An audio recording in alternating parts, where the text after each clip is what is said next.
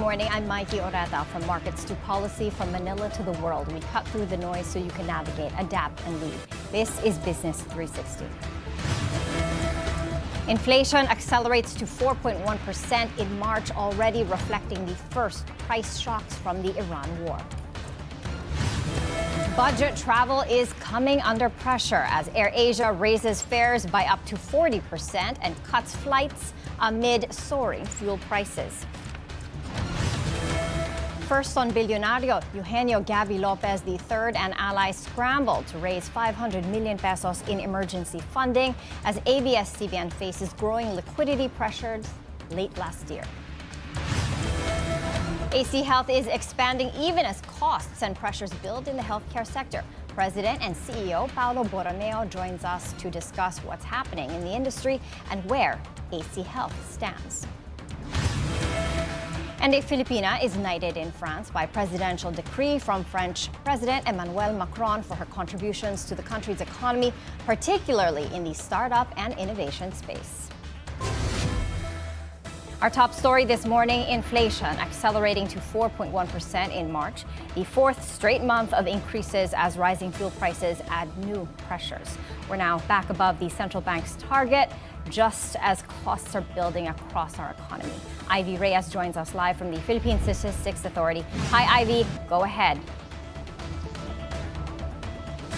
Hi, Mikey. The headline inflation rate of the Philippines for last month jumped to 4.1%, according to the Philippine Statistics Authority, with the main driver being the transport commodity group. Mikey, the transport sector has a record 9.9% inflation rate in March.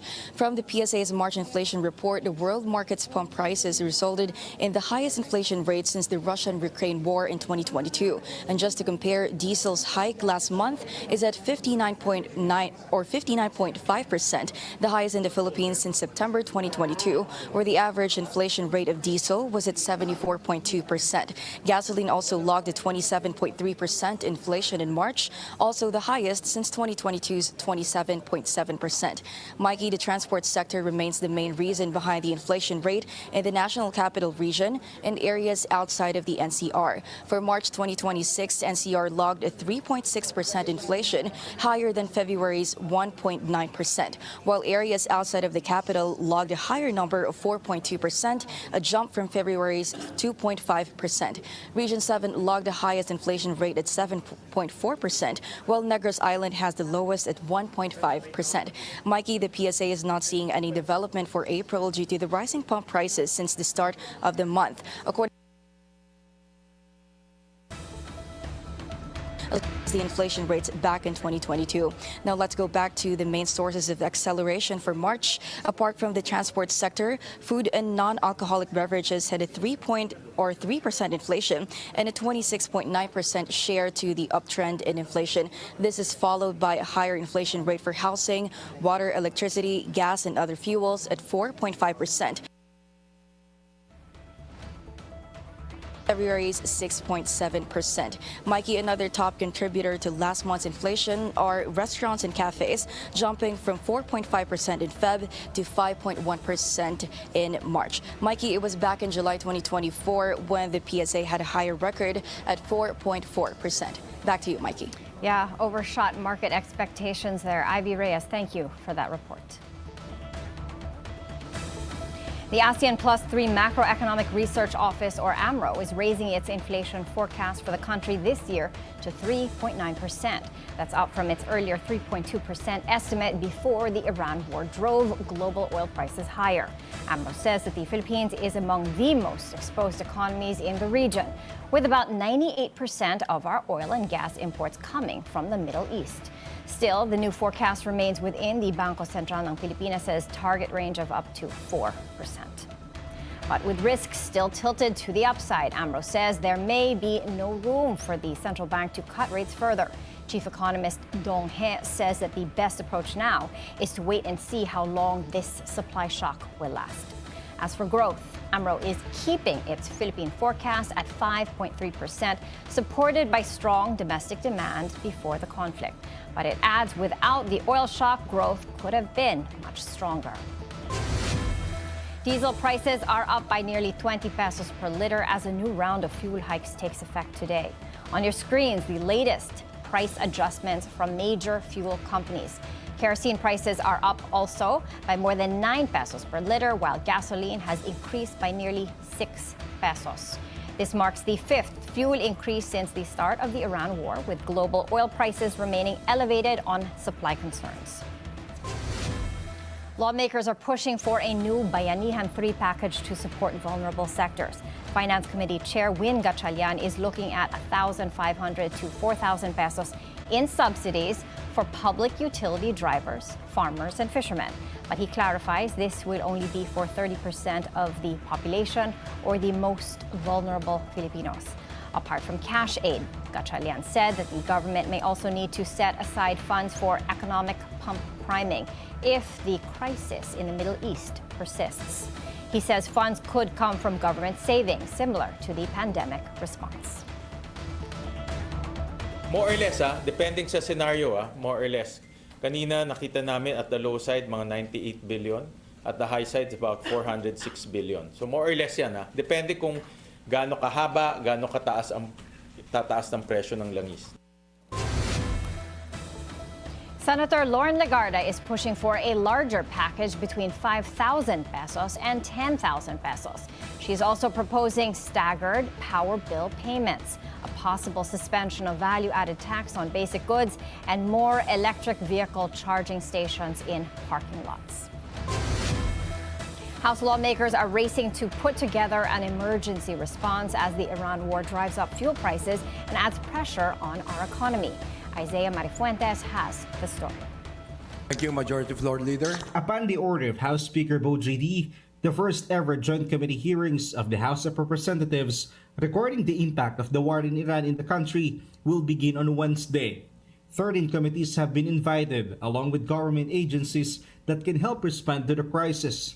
In an exclusive interview with Bilyonaryo News Channel, House Committee on Energy Chair Jose Alvarez said that government infrastructure projects should be suspended so funds can be reallocated to affected sectors.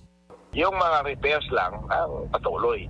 Pero yung infra, pwede naman pagpaliban yan Pwede naman yan next year. Halimbawa, pero vital sa akin yung farm-to-market roads para gumanda yung ani natin para wala tayong gutom.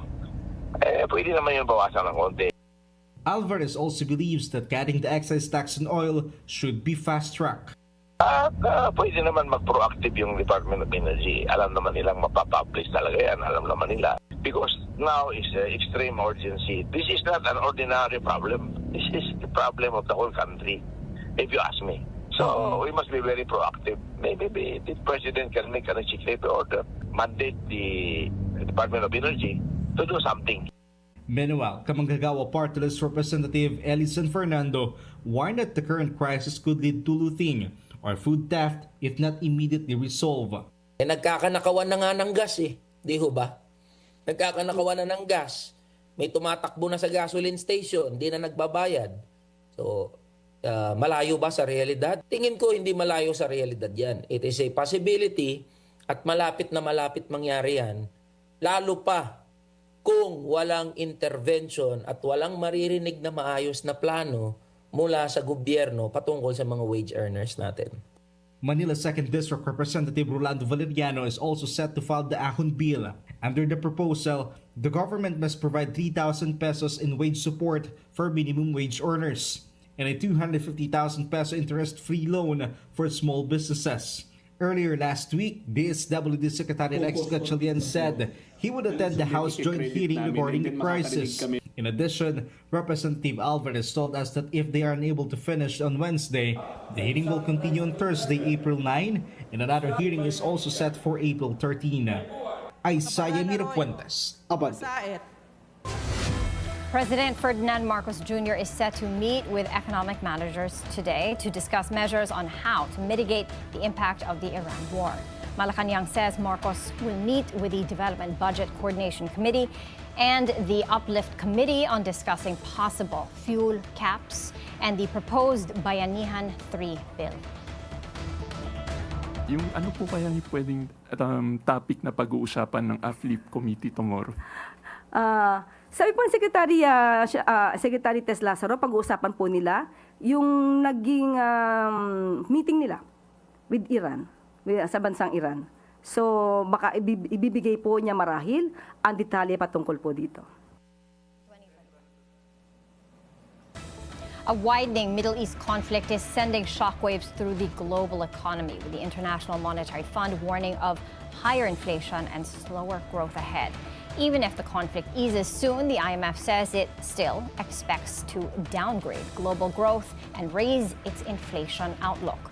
This comes ahead of the release of its latest World Economic Outlook on April 14. Malacanang Managing Director Kristalina Georgieva says countries with limited fiscal space must be cautious in rolling out financial aid. We're facing this shock with very limited buffers. Fiscal space in many countries is either very small or non-existent. And yet we know that the public would ask for help that governments are in a very difficult position to provide. So when you have a negative supply shock, the worst thing you can do is to give people more money, because that would only lead to pushing prices and inflation up. And yet, understandably, there would be very vulnerable people that would need to be helped.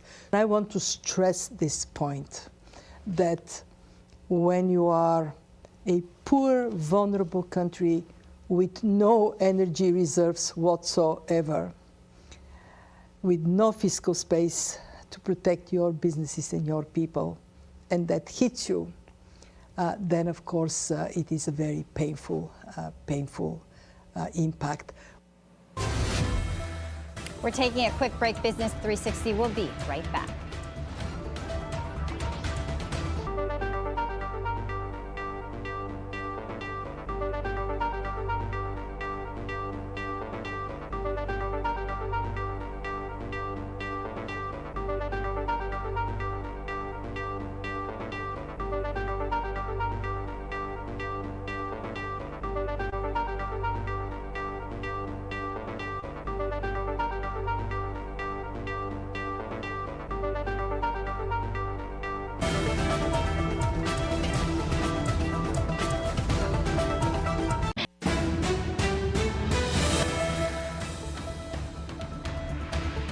Welcome back. Budget airline AirAsia X is raising fares by up to 40% and cutting routes as the Iran war drives up fuel costs. The airline says it has already reduced about 10% of its flights. Fuel surcharges are up around 20%, with jet fuel prices surging to near $200 per barrel. Officials say demand remains strong, but they warn of possible fuel supply shortages across Southeast Asia. AirAsia says its 2026 outlook remains manageable, but this will largely depend on how long this conflict lasts. The Philippines is set to produce its first locally made hybrid vehicles, a move that could boost investment, create jobs, and strengthen our country's manufacturing base. Mitsubishi Motors Philippines is planning a dedicated hybrid electric vehicle facility in its Santa Rosa, Laguna plant. The Department of Finance says this signals strong investor confidence and could help attract more high-value manufacturing into the country. For businesses, this opens up opportunities across the supply chain, from parts and logistics to services supporting electric vehicles.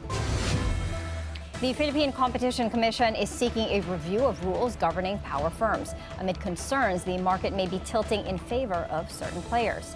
The agency says generator-affiliated retailers may have easier access to supply, leaving independent players with fewer options and limiting competition.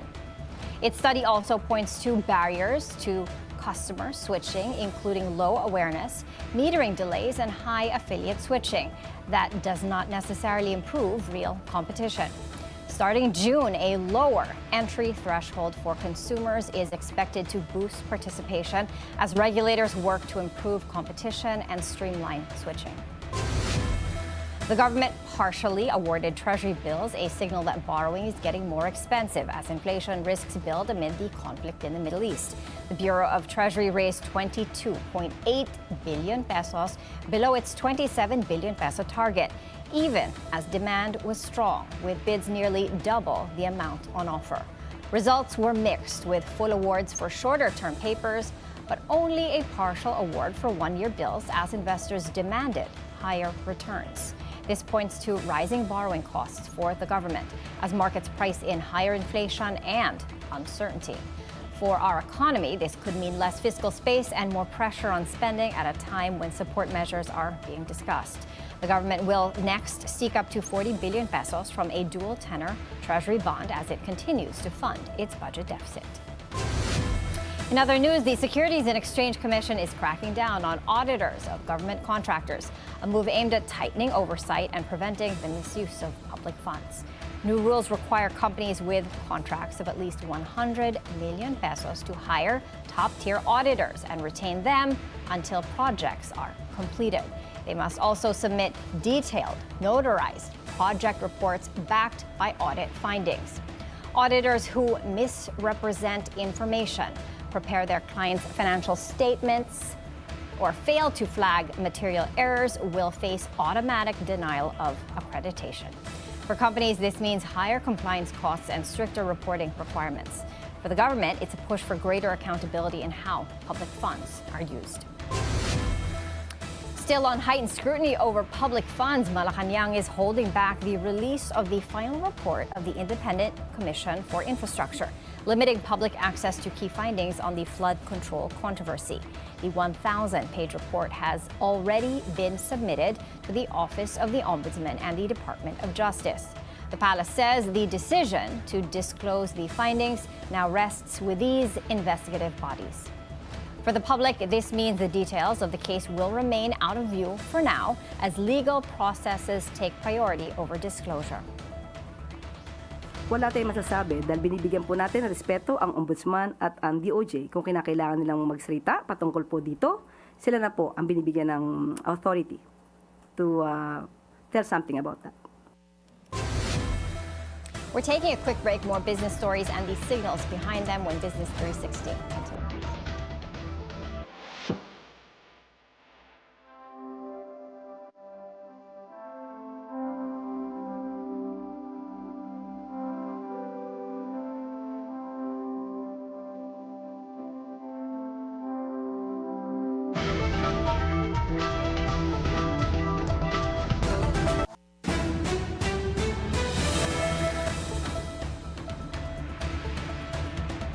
Welcome back. AC Health is expanding even as costs and pressures build in the Philippine healthcare system. How is AC Health navigating in this environment, and what does it say about the sector overall? Joining us now is Paolo Borromeo, the president and CEO of Ayala Healthcare Holdings. Hi, Paolo. Thank you for being here with us. Thank you, Maiki. Good morning. Yeah, it's an interesting time to talk about the healthcare industry. And also, interestingly, AC Health turned a profit last year. In 2025, delivering 34 million pesos in net income from a loss of 607 million pesos the year before. What drove that turnaround, and how much of that turnaround is sustainable in today's environment? Well, I call it an inflection year for AC Health. It's a big turnaround for us, but it's also a product, I think, of the momentum that we've built over the years, Maiki.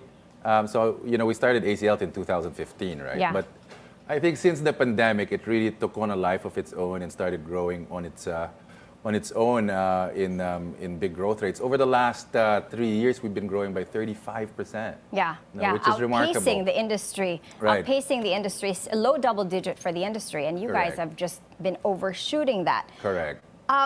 Healthcare is typically valued on EBITDA because CapEx is so Yeah. capital intensive. How should we think about AC Health in that sense, in terms of true profitability? Sure. after Well, CapEx? last year, like you said, we registered our first positive income year, I think since 3 years ago, since the pandemic. But more importantly, our EBITDA rose from 500 to 1.5 billion, so almost 3 times increase in EBITDA, which is a big sign that we're seeing growth from all parts of our business. So our pharmacy sector continues to grow meaningfully with Generica and St. Joseph, as well as our importation businesses, i.e. Medica and MedEthics. But even more impressive when you look at our provider side, our hospitals and our clinics, which we call the Healthway Medical Network. It's growing by, I think, 54% last year, all combined. No? Yeah. And I think this is a reflection of increased utilization, our investments paying off in terms of expanding hospitals, building new clinics.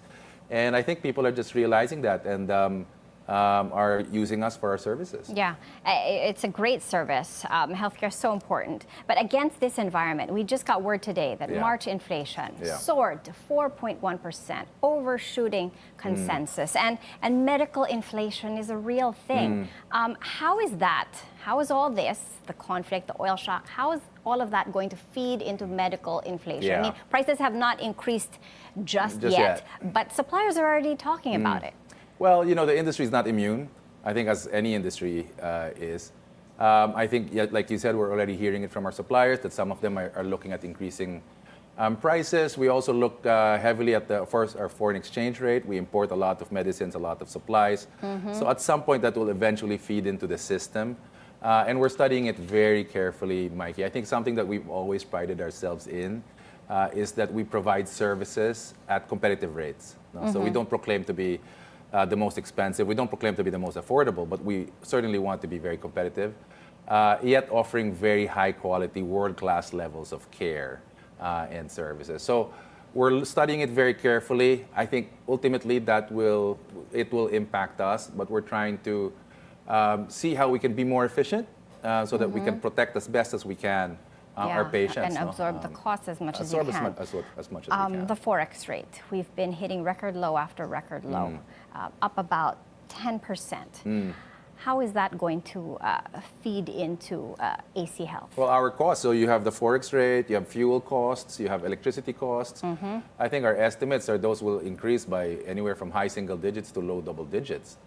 So if you think about the cost of supplies and the cost of medicine, the cost of even staff getting into our pharmacies and our hospitals, all those are bound to increase. So something that we're just studying and bracing for.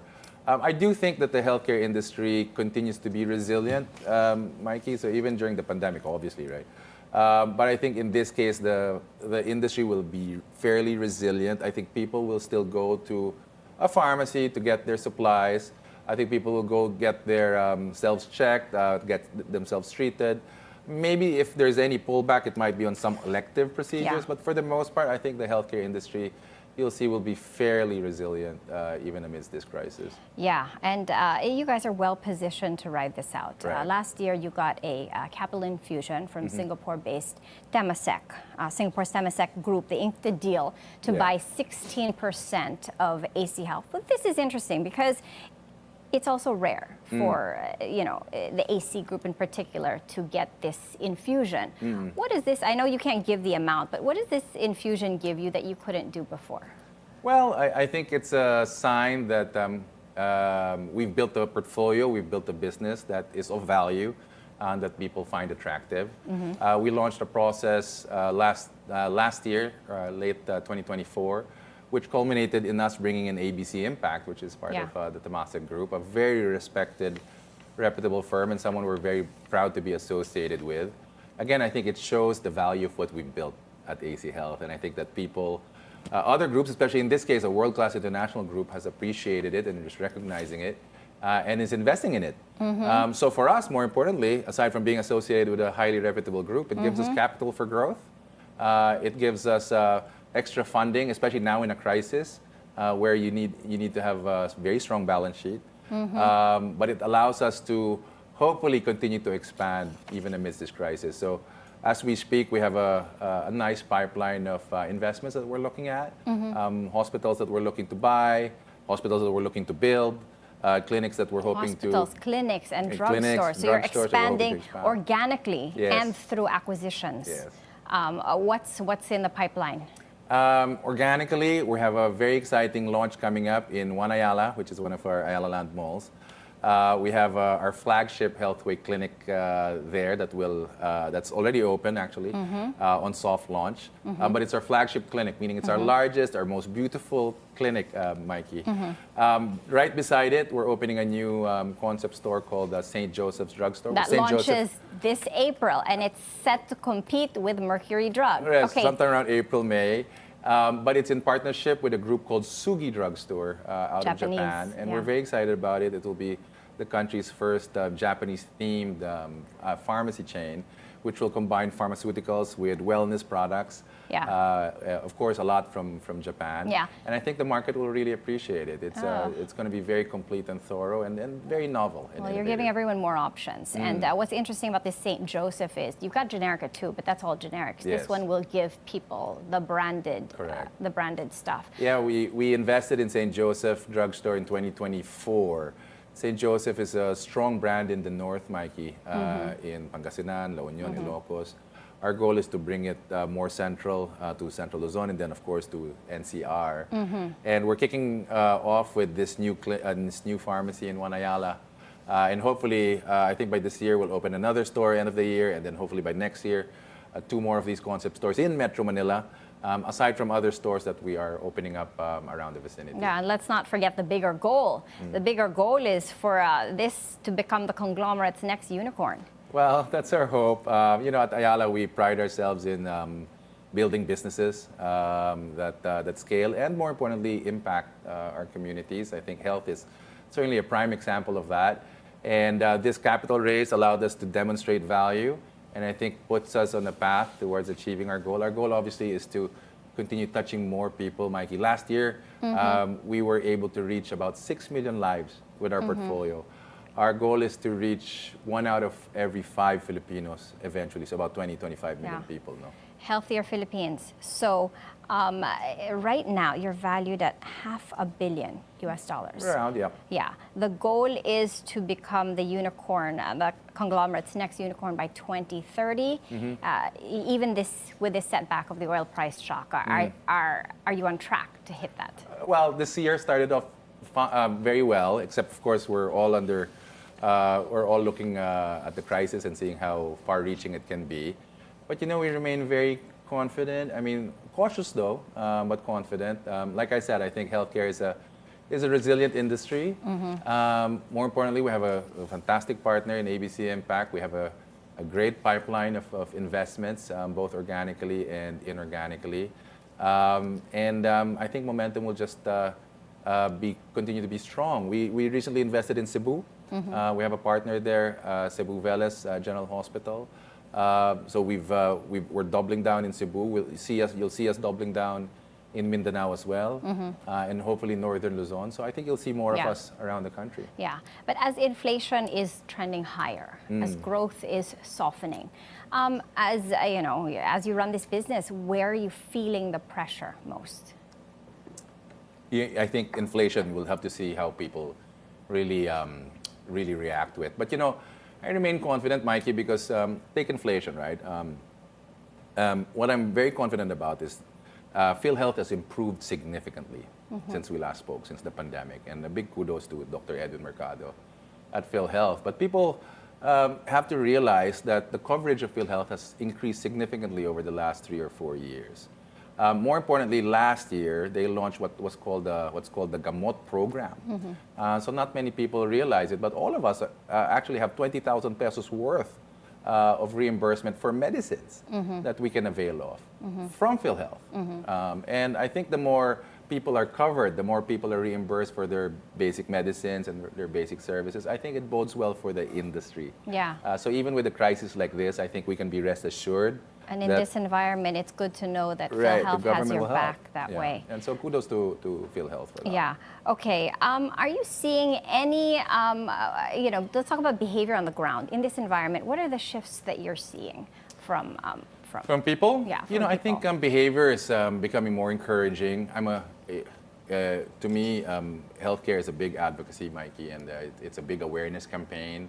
I'm always going every year to say, get yourself checked, get yourself screened. And I think people are becoming, especially since the pandemic, becoming more and more aware of the need to take care of themselves and the need to get themselves screened. You know about our Healthway Cancer Care Hospital in Narca South. We launched that in 2024. That's taking off really well. I'm a big proponent of cancer screening and cancer awareness, and I hope to see more people take better care of themselves, look after themselves, and get themselves screened, because we're seeing more and more. What are the early trends you're cases. seeing there when you talk about cancer specific stuff? What are the cancers that are affecting Filipinos today? Well, it's the usual. I think our highest is still, for women it's breast, for men it's lung, but we're seeing a lot of colorectal cases as well, a lot of different types. But more and more, it's anecdotal, but we're seeing also a lot of early onset cases. No? And then maybe it's because a product. you have the technology now. Maybe it's a product of early that. screening. Okay. But people at a younger age are getting that's diagnosed horrible. with cancer. Yeah. How much younger? We see people at 24, 25, right, getting diagnosed. But again, it's maybe a product of more screening. The most important thing, Maiki, is with early screening, you can do early intervention. Yeah. Right? So. And early treatment, and that saves lives. And to the extent that we can do that, the more people that we can screen, the more people we can help. Yeah, because there are a lot of battles to fight. Right. All right. So you're also expanding in Iloilo, and you're expanding in Valenzuela through public-private partnerships. Can you tell us about this, Paolo? No, super. We're very proud of it. In fact, we just won an award, Maiki, at Healthcare Asia for our public-private partnership with Valenzuela. But Valenzuela is a unique arrangement. We partnered with them on a couple of different facilities, one to provide dialysis service, another to provide O&M services for their new facility, meaning we will manage the services for them. Also in Valenzuela, we have a partnership for the PhilHealth Gamot program, as I was mentioning earlier. So I think, and in Iloilo, it's a similar arrangement. We have a PPP to improve their district hospitals and provincial hospitals, Maiki. I think 11 or 12 district hospitals to capacitate it, especially for dialysis. But I think it's a testament to very progressive governments, very progressive leaders, that they can see the benefit of working with the private sector in delivering better care for people. Iloilo and Valenzuela are perfect examples. We're also working, of course, in other cities like Cebu, Bataan, Naga, Davao. And the goal is to be able to partner with government. And I think something I've learned over the years is health is it's an excellent platform to partner with government, both local and national.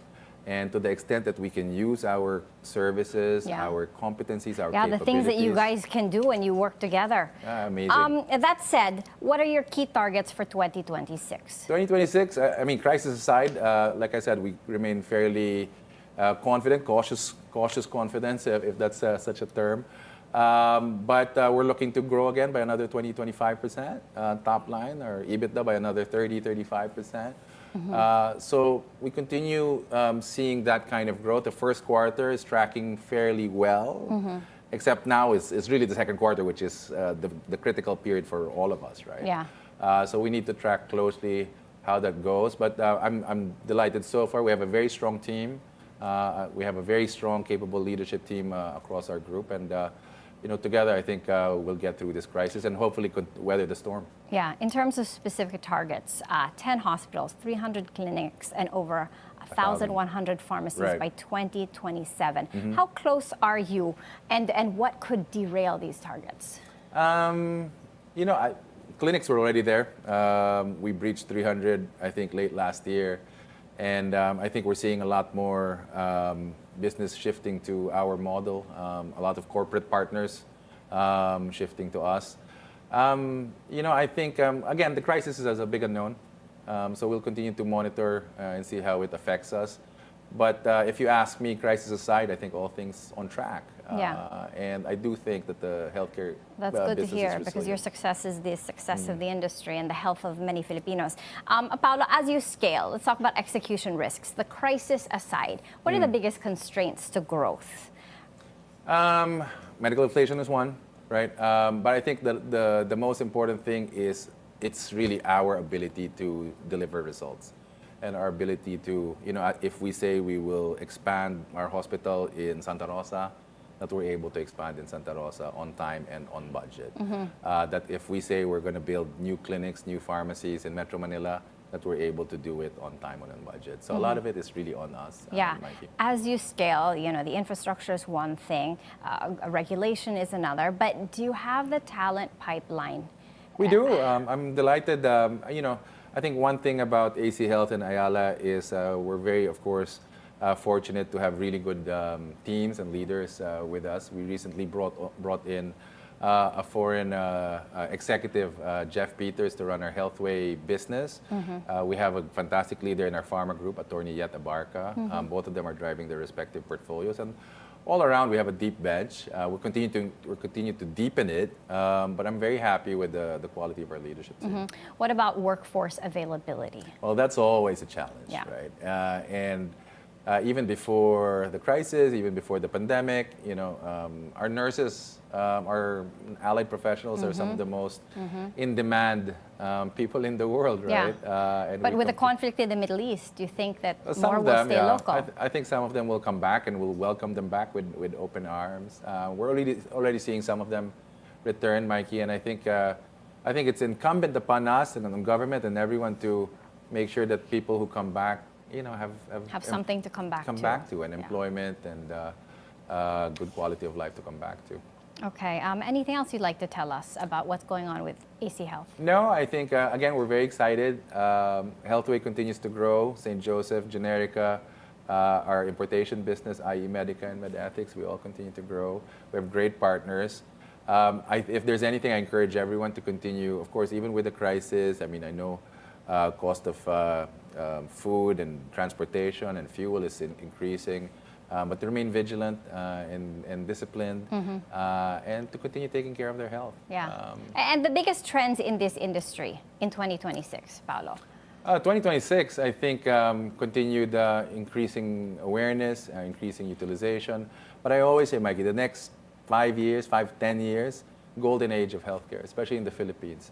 You have new discoveries in terms of medicine, in terms of therapies. You have new equipment, new machines, new sciences, new technology, mRNA, vaccines, and all of that.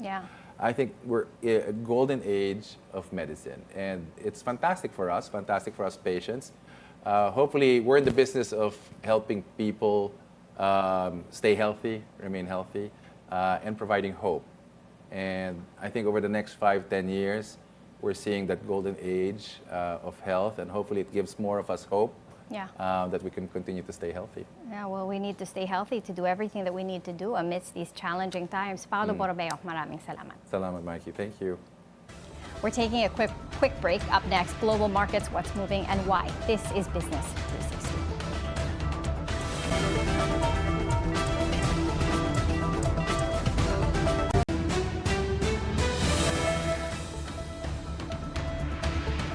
Welcome back. First on Bilyonaryo, Eugenio Gabby Lopez III and allies moved to raise 500 million pesos in emergency funding as ABS-CBN faced growing liquidity pressures late last year. Documents obtained by Bilyonaryo show the funding was put together after a block of the Lopez family did not back a proposed capital infusion of 2 billion pesos. The package includes 300 million pesos from Lopez Incorporated and 100 million pesos each from the groups of Gabby Lopez and Beaver Lopez.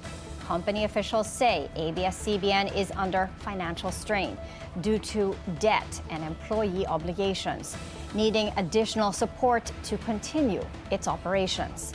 The funding dispute has also triggered a boardroom conflict, including a move to remove Lopez Inc. President Bicky Lopez, which has been temporarily blocked by a court.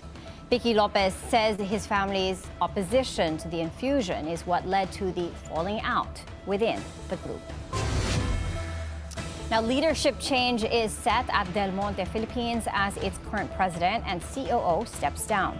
Luis Alejandro will relinquish his roles effective April 29 and will serve as senior advisor to the CEO during the transition. Angie Go Flaminiano has been appointed as the new president and COO and will also join the board, reporting directly to the CEO. The company said that the move is part of its focus on leadership, continuity, and long-term value creation. Now let's take a look at how global markets performed overnight. U.S. stocks rose as investors watched developments on a potential U.S.-Iran ceasefire. Well, stocks have really been oscillating on the potential for a truce with the Iranian conflict tomorrow.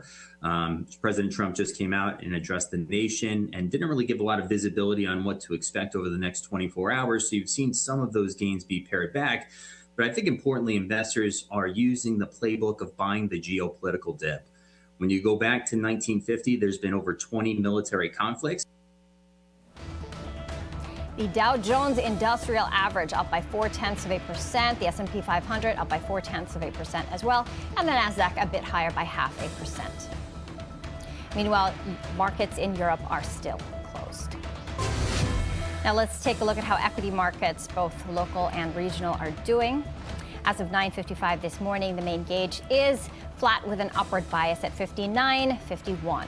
Volume is a bit thin at 303 million pesos, valued at a little over 1 billion pesos. Market breadth is positive with 81 advancers, 40 decliners, and 55 stocks unchanged. Now let's check on other Asian markets this morning. Let's take a look at that. Okay, other Asian markets right now, I'm seeing a mixed picture. The Nikkei 225 is trading to the downside, lower by 0.2%. Hong Kong's Hang Seng Index down by 0.7%. Shanghai's Composite in the green, up by 0.4%. And Singapore's Straits Times Index trading to the downside, down by 0.2%. Now, when we think of France, we think art, culture, food, and fine wine. But behind that is a country making a deliberate decision to build a startup economy. And at the center of that is a Filipina. She was just knighted in Paris by presidential decree, receiving one of France's highest honors for her contributions to its economy. I was at that ceremony and I spoke with Kat Berlongan about how France did it and what the Philippines can do to be part of the global startup economy. Let's listen in. Economies today are built on innovation, and France made that a national strategy. Kat Berlongan has seen that from every angle. She co-founded an open innovation firm, later acquired by Capgemini, a global tech and consulting firm. She is also an Obama Foundation leader and served under President Emmanuel Macron as the director of French tech. Today, she sits on the board of the European Innovation Council, advising on a 10 billion euro program to scale deep tech across Europe.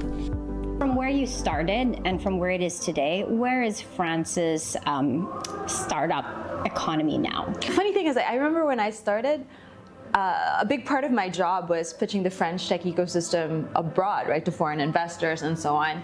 And it was crazy because people saw France as a bit of a tech backwater. Like, you would come here for Fashion Week, you would come here for... But not for tech. But not for tech. French tech did not just change France from an economical perspective. It changed the brand of France and what France represented. And so, you know, you went from that to becoming like Europe's startup capital. Today, France leads on the European scene in terms of like total amount of funding raised, growth. Yeah. Largely, I would say today, thanks to AI, which I think accounts for 27% of all funding raised is just purely from AI in France. And that shift didn't happen by accident. It was driven from the very top. When I was in French tech, President Macron gave me a very clear objective. We had about 3 unicorns at that time. It was like 2018. And he said, by 2025, I want 25. You know, and that's actually a very, very specific objective. He didn't say, I want one decacorn, meaning I want one company with a $10 billion valuation. Clear, measurable. Right? He didn't say, I want like the average funding amount to increase by 20, he said, I want 25 unicorns. And at that time, that was because France really believed in what we called like a champion strategy. To do this, they attracted the very best from all over the world, starting by luring their citizens back home. The talent that we have now are a lot of French talent, French founders that came back home.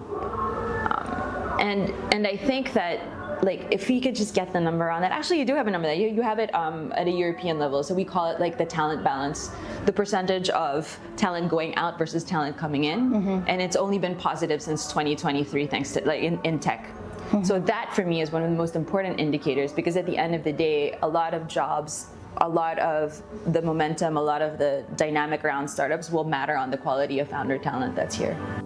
Now, how to bring that to the Philippines, a service-driven economy at risk of disruption.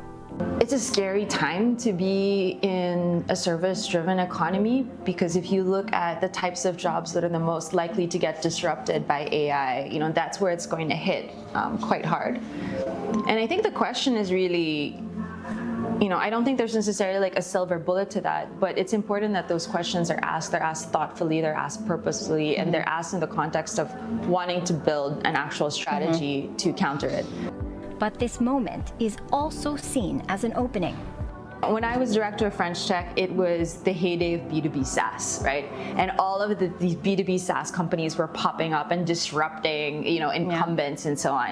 And that's happening again right now with AI. So it's actually a really exciting time for to be an early stage startup founder. And something that's even more interesting now is that the cost of infrastructure to launching a startup, a company, has gone down significantly, if only because of a lot of the, vibe coding types of startups. So it would be such a shame if the Philippines missed out on this window of opportunity. What are the building blocks? What do we need to get right first before we can really, grow this startup ecosystem in the Philippines? Every healthy startup ecosystem has 4 pillars, right? You've got your talent, and I'm not just talking about people that are smart, right? I'm talking about people that are experienced, that have done this before. Like, it's not enough to just have like STEM grads, for example, right? You would also have to have a sort of leadership layer of people that have the experience of taking startups from like 5 to 50 to 500 and so on.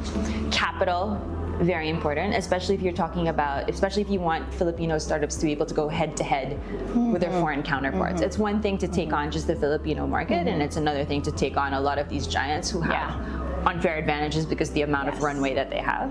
The third is like a very friendly regulatory environment. Not just, it's not just about like low taxes, right? It's about a great relationship, especially when it comes to emerging technologies, a great relationship between the regulators and the startups. And the fourth, which, the Philippines usually has, and I believe can be better, is like sheer willpower, ambition, and a real drive and belief that this is something that can happen. As we talk about where to start in the Philippines, if you had to prioritize talent, capital, regulation, where should the Philippines focus Oh first? man, that's so easy. Talent, 100%. I really believe that, where there is talent, everything else will follow. Capital will follow, the regulators will adapt. And the thing is, the Philippines has so much talent, but my guess is that it's not all physically in the Philippines right now. And that was the case for France as well. So my big priority, actually, one of like the top priority for my first year was to bring back that talent. To bring talent and to bring back. So at the end of the day, it was about having battle-tested talent. Our theory at the time was that if we brought 100 like top-notch startup leaders. So these are leaders who worked in Google and all these other big names. You wanted to bring them back. Big names. And so we asked, what's at stake if we don't get this right? Because this is no longer just economic. If you look at the direction in which all industries are evolving, they're not getting less technical, right? They're getting more technical. If you miss out on technology when you sit around a table, right, at the geopolitical table, the question ultimately becomes, are you giving orders? Are you taking them, right? Are you sitting down at the table and participating in the direction in which things are going to go, or are you dinner? And in the end, this is about a national direction. And I think the first question that the Philippines really needs to answer isn't so much how do we get more unicorns, but where are we going and how can startups help us really get there? She says every country is different, so we need a country-specific strategy, a consistent, unified direction oriented on what we have aplenty, the youth.